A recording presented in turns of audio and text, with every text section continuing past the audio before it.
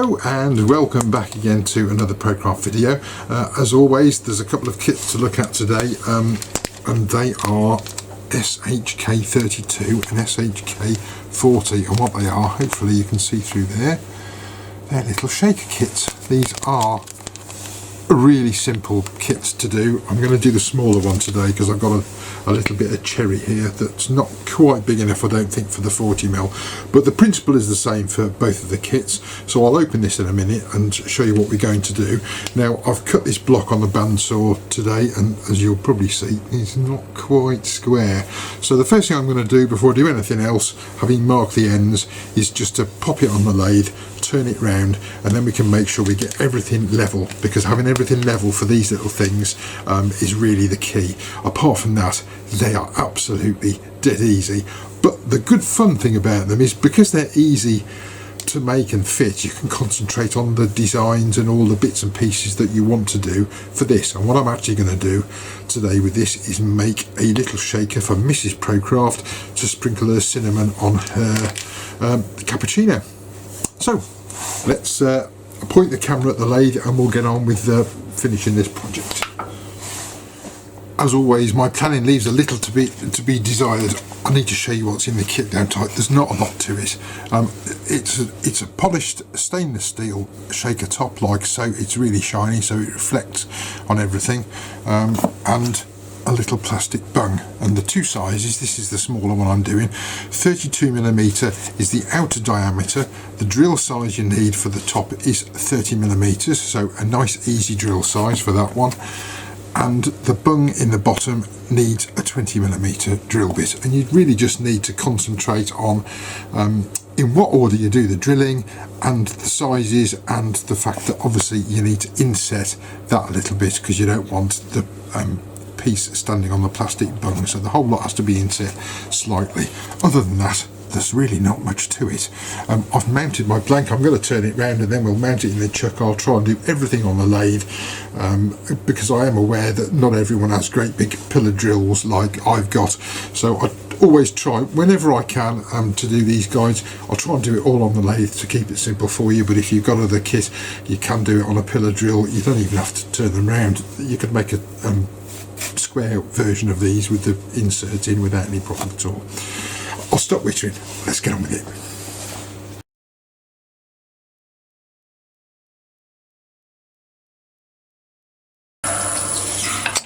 Now, I'm not a good enough wood turner, I don't think, to teach anyone how to do it, but if you've noticed, I'm using a skew chisel here. I know a lot of people are worried about the skew. I use a skew on a square piece simply because it makes so much less mess. If I used a roughing gouge or something like that, I'm going to have bits spraying all over me, all over the workshop. If I use the skew chisel, just like that, and make sure when you use a skew, I haven't even sharpened this one properly, it's still semi-sharpened, as long as you're cutting below the halfway mark, you shouldn't have it trying to spin and flick out the way. You might have some bits of wood shavings that come off that can hit the back of your hand, but there's so much less mess now having done it that way, and I think it's just a bit more accurate to do that. So I'm just presenting it, making sure that the tool rest is actually quite high to make sure when I'm cutting below the halfway mark of that chisel, and that's all I'm going to tell you, other than I found a lovely great hole in this piece of wood. I haven't quite decided what to do with that yet, but I'll think about that as we go on. So I've trimmed up this little bit, now it's in the chuck. We've got a little mark in the end there for the centre, and what I'm going to do now is bring up my Jacob's chuck with my 30mm drill bit, which should be kind of centred on there. I'm going to go at about 700 RPM.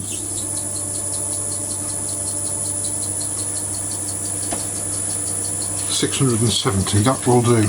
Whenever you're drilling anything on the lathe with a Jacob's chuck, for safety, always hold the chuck. The last thing you want at any time is for the chuck to be coming out of the tailstock.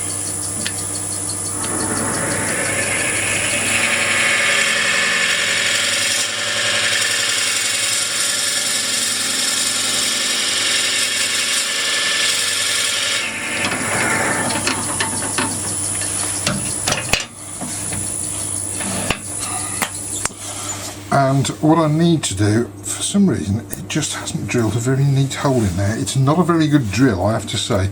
It's not like one of my Bosches. Right, let's just check that we can fit the top in there.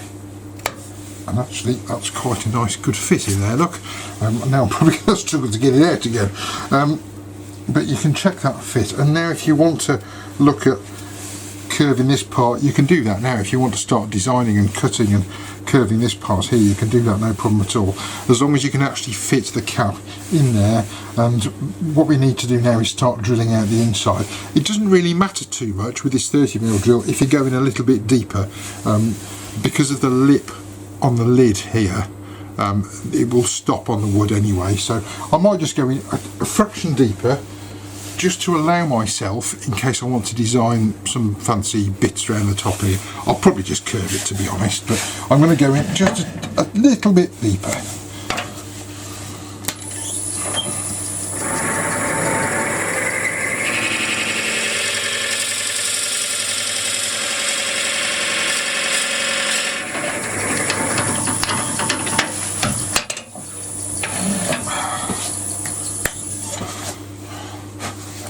Right, and now we're going to change this 30mm drill for a smaller one, a 25mm for the centre hole. If you don't want to drill it, you can cut it out by hand if you want, depending on the shape, if you want to hollow it out deeper. Just don't, at this point, go right to the bottom yet. So I'm now 25mm, and I'm going to go in a little bit further. Move that out the way so I can hold it a bit better.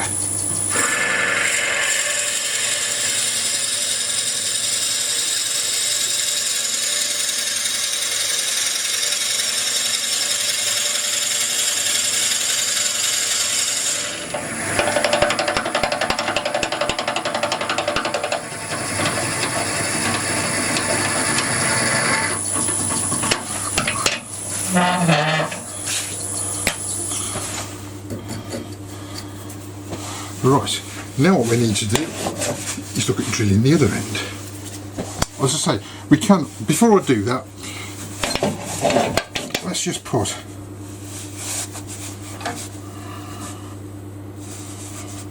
a little curve on here.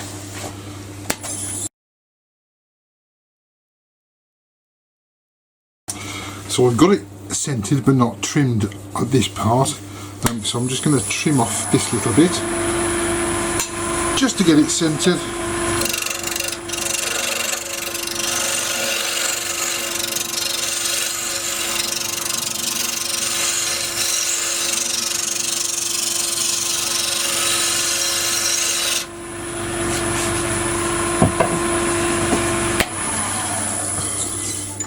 And now we can look at drilling the other end.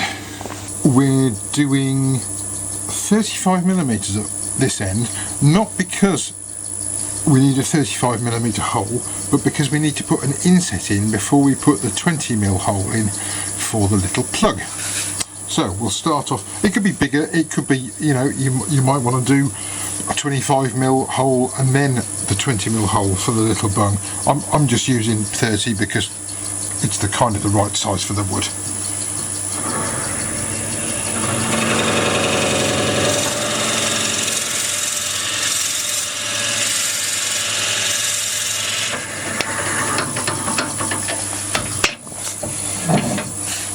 You can tell that is a terrible drill. Now if I get apart, you'll see the only thing I'm putting this indentation in for is for the little lip. So the further in you put that, the more difficult the bung is going to be to get out when you need to get your fingers in there to take the bottom out. So that's as far as I'm going. I reckon that's probably about 5mm. And I'm now going to use a 20mm drill bit, because 20mm is the size you need for this bung, because it's actually about 20.5mm, so when we've done the hole it will fit in it.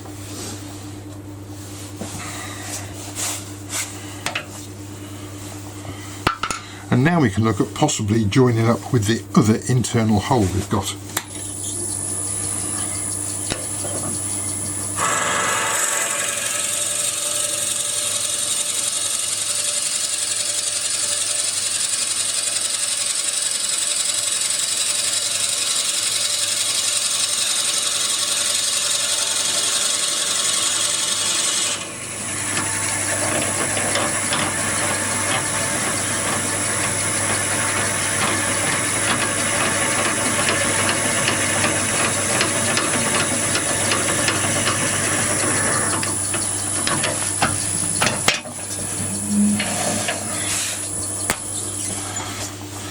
So now hopefully you can see that we've got a little indentation there. I'm going to just check. There we go, that's how the bung will fit in there. I'm not going to push it right in yet because we're going to take it out now, because what we're going to do is take the whole thing out and finish it off and turn it between centres, which is by far the best way of turning anything. So if you've seen me on other videos, you'll see that I quite often use a dead centre, but the problem is, and this is probably going to hurt my hand when I do it, the problem with the dead centre is it's probably just going to drop. In fact, I'll do it the other way to save me injuring myself. It's just going to drop straight the way through. It's not big enough. What am I going to do? Well, I've mentioned this before, just make your own. I've got a chuck, I've got a scrap of wood, I'm going to put that in there and just sharpen the end up a little bit and get it centred, and I've then got something that I can use as a dead centre, and it'll drive that superbly. I can get it the right size, so I've actually got access to this end. Sorry, let me turn that round. I'll change the shape of this slightly so I've got access to this end of the kit, and if you will need a larger live centre at the tailstock end, which will go in there like so, and we'll be able to get to both ends of that kit and drive it and turn it quite nicely. Now I've got my right jaws in and a bit of scrap wood. I could have just done another bit of scrap, I suppose. I'm going to just trim this up. If you'll see, it's not quite centred. The only thing about using this is when each time you put it in the chuck, you need to recenter it again, but it's really not very difficult.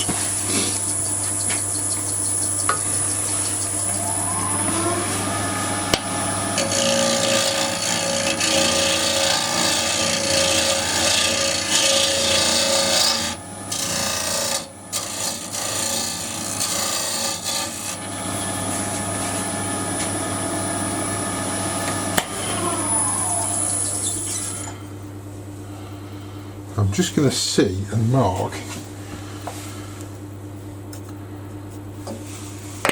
That's the point. I need to give myself a little bit more space.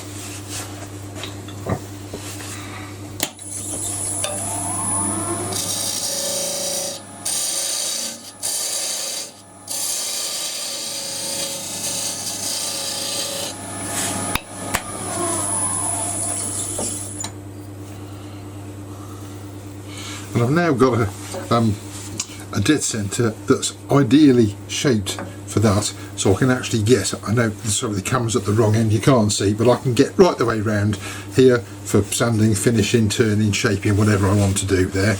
And now all we need to do is bring up our tailstock, and we can turn between centres.